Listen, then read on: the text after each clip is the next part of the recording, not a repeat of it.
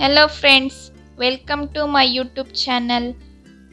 Friends, ನಾನಿವಾಗ ರುಚಿಯಾದ fork fry ಹೇಗೆ ಮಾಡೋದು ಅಂತ ತಿಳಿಸ್ಕೊಡ್ತೀನಿ.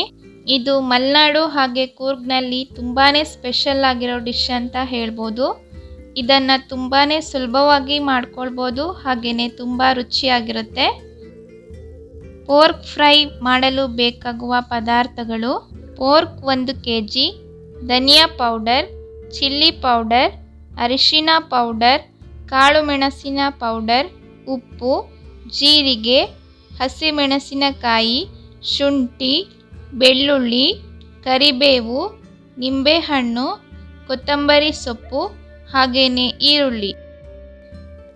ಮೊದಲಿಗೆ ಗ್ಯಾಸ್ ಫ್ಲೇಮ್ ಆನ್ ಮಾಡಿ ಒಂದು ಪಾತ್ರೆಗೆ ಚೆನ್ನಾಗಿ ತೊಳೆದು ರೆಡಿ ಮಾಡ್ಕೊಂಡಿರೋ ಪೋರ್ಕ್ನ ಹಾಕ್ಕೊಳ್ಬೇಕು. ಆಮೇಲೆ ಇದಕ್ಕೆ 1 ಹಿಡಿ ಕರಿಬೇವು ಹಾಕ್ಕೊಳ್ಬೇಕು, 4 ಹೆಚ್ಚಿರೋ ಈರುಳ್ಳಿ, 4 ಹಸಿಮೆಣಸಿನಕಾಯಿ, 1 ಟೇಬಲ್ ಸ್ಪೂನ್ ಅರಿಶಿನ ಪೌಡರ್, 1 ಟೇಬಲ್ ಸ್ಪೂನ್ ಕಾಳು ಮೆಣಸಿನ ಪೌಡರ್, 1 ಹಿಡಿ ಕೊತ್ತಂಬರಿ ಸೊಪ್ಪು ಮತ್ತು ರುಚಿಗೆ ತಕ್ಕಷ್ಟು ಉಪ್ಪನ್ನು ಸೇರಿಸಿ ಚೆನ್ನಾಗಿ ಮಿಕ್ಸ್ ಮಾಡಿಕೊಳ್ಬೇಕು. ಆಮೇಲೆ ಮುಚ್ಚಳ ಮುಚ್ಚಿ ಚೆನ್ನಾಗಿ ಬೇಯಲು ಬಿಡಬೇಕು.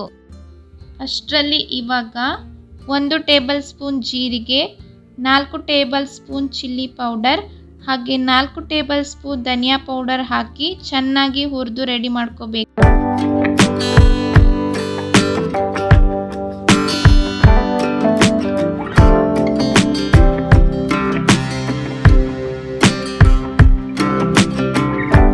ಆಮೇಲೆ ಒಂದು ಜಾರ್ಗೆ 4 ಮೀಡಿಯಂ ಸೈಜ್ ಈರುಳ್ಳಿ, ಶುಂಠಿ 4 ಪೀಸ್, ಬೆಳ್ಳುಳ್ಳಿ 2 ಗಡ್ಡೆ ಹಾಗೆ ಹುರಿದ 1 ಟೇಬಲ್ ಸ್ಪೂನ್ ಜೀರಿಗೆ ಹಾಕಿ ಚೆನ್ನಾಗಿ ರುಬ್ಬಿ ಪೇಸ್ಟ್ ಹಾಗೆ ಮಾಡ್ಕೋಬೇಕು.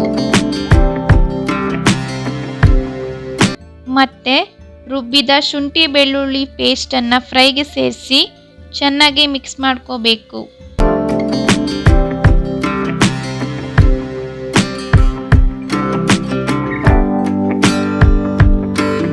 ಆಮೇಲೆ 2 ನಿಮಿಷ ಬೇಯಲು ಬಿಟ್ಟು ಹುರಿದ ಚಿಲ್ಲಿ ಪೌಡರ್ನ ಸೇರಿಸ್ಕೊಂಡು ಚೆನ್ನಾಗಿ ಮಿಕ್ಸ್ ಮಾಡ್ಕೋಬೇಕು.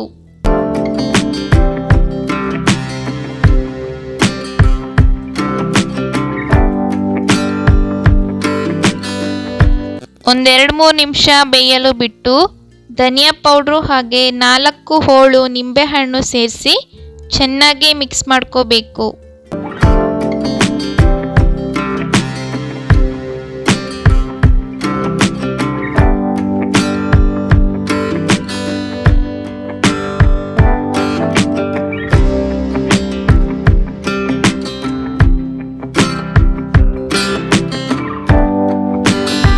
ಕೊನೆಗೆ ಸ್ವಲ್ಪ ಕೊತ್ತಂಬರಿ ಸೊಪ್ಪು ಸೇರಿಸಿ 1-2 ನಿಮಿಷ ಬೇಯಲು ಬಿಟ್ಟರೆ ಕೂರ್ಗ್ ಸ್ಟೈಲ್ನ ಪೋರ್ಕ್ ಫ್ರೈ ರೆಡಿ.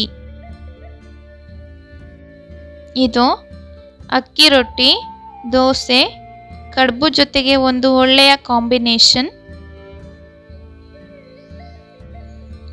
ನೀವು ಕೂಡ ಈ ರೆಸಿಪಿನ ಒಂದ್ಸರಿ ಟ್ರೈ ಮಾಡಿ ನೋಡಿ. Thanks for watching.